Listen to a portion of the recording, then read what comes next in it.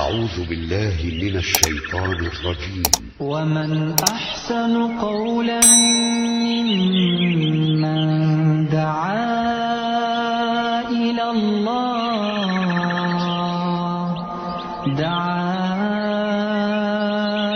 الله وعمل صالحا وقال إنني من المسلمين.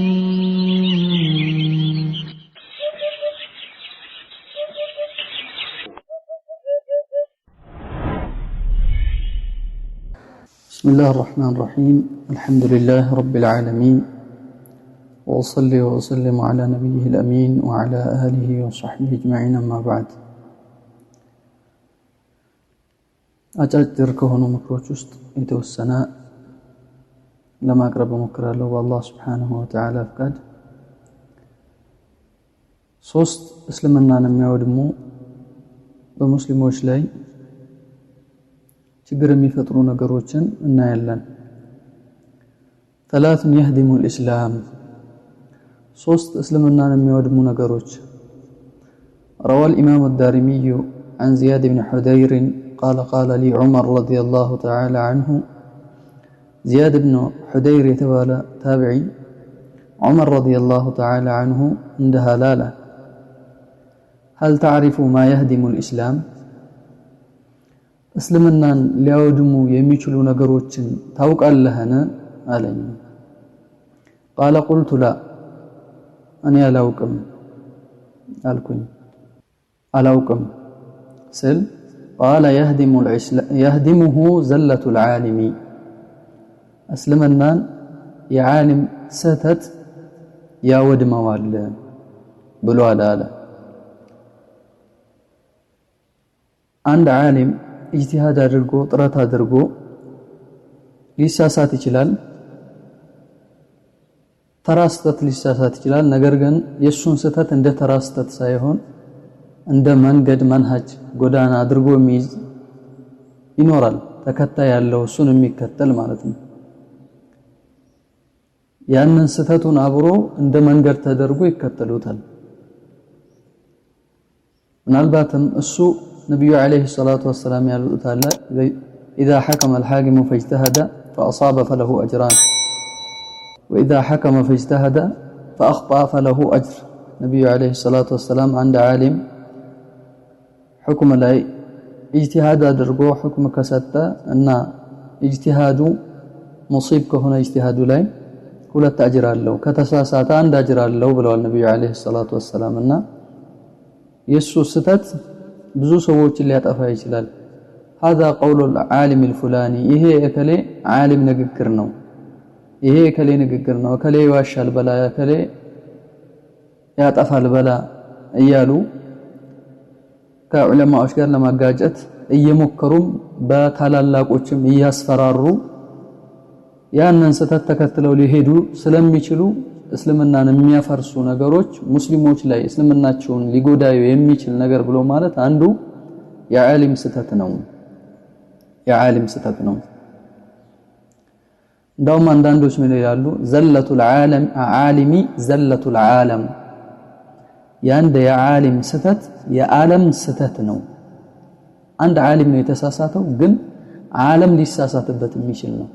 ዓለም የሚከተለው በተለይም አዋቂ ከሆነ ሰዎች የሚያምኑበት ከሆነ እንኳን የሚያምኑበትና የሚተማመኑበት ሆኖ ባጢል ላይ፣ ጥንቁልና ላይ፣ ሐራም ላይ፣ ወንጀል ላይ፣ ሽርክ ላይ፣ ኩፍር ላይ ሆኖ ሰዎች ይከተሉታል አምነው። በተለይ ቁርአን ሐዲስማ እየጠቀሰ ከሆነ ምናልባት የሱ ስህተት ማዕፉው ሊሆን ይችላል፣ ግን ዓለም ነው የሚሳሳትበት ማለት ነው። ሁለተኛው ዑመር ረዲየላሁ ተዓላ አንሁ ከተናገረው ውስጥ ወጂዳሉል ሙናፊቅ ቢልኪታብ፣ በቁርአን ወይም በኪታብ የሚከራከሩ ሙናፊቆች ነው እስልምናን የሚያወድሙት። ሙናፊቆች ናቸው። ቁርአንን ተምረዋል፣ ቀርተዋል። መጥፎ ሰዎች ናቸው። እስልምናን የሚቦረብሩ የሚያበላሹ ሰዎች ናቸው። ቃል አላህ ይላሉ። እነዛ ሰዎች ዲንን ያበላሻሉ፣ ያጠፋሉ ማለት ነው። ምን ይያሉ فويل للمصلين ይላል ምሳሌ ለሰጋጆች ወየውላቸው አይጨርሰውም ቁርአን ለሰጋጆች ወየውላቸው ብሏል እነዛ ሰጋጆች እነማን ናቸው ምን አይነት ሰጋጆች ናቸው ብሎ ላይ ጠይቅ ይችላል ምናልባትም ይሄ የሚታወቀው ነው لا تقربوا الصلاه ብሏል አላህ ሰላትን አትቅረቡ በምን አይነት መልኩ ሆናችሁ የሚለውን አይጠይቅም ይሄንን እንደማምታቻ ይተከማዋል ማለት ነው ከዚህ የከፋፉ ድብቅ የሆኑ ለሰዎች ምናልባትም ማንኛውም ሰው የማይለያቸው የሆኑ ነገሮችን ሙተሻቢ የሆኑ ነገሮችን እየተጠቀመ ሰዎችን የሚያሳስት ሙናፊቅ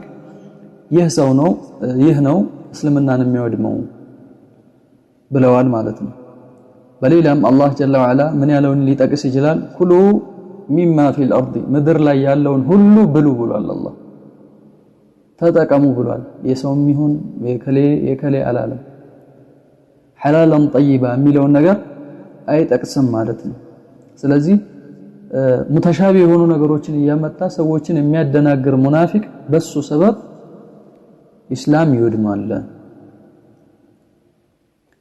ሶስተኛው وحكم الائمه المضلين بالكتاب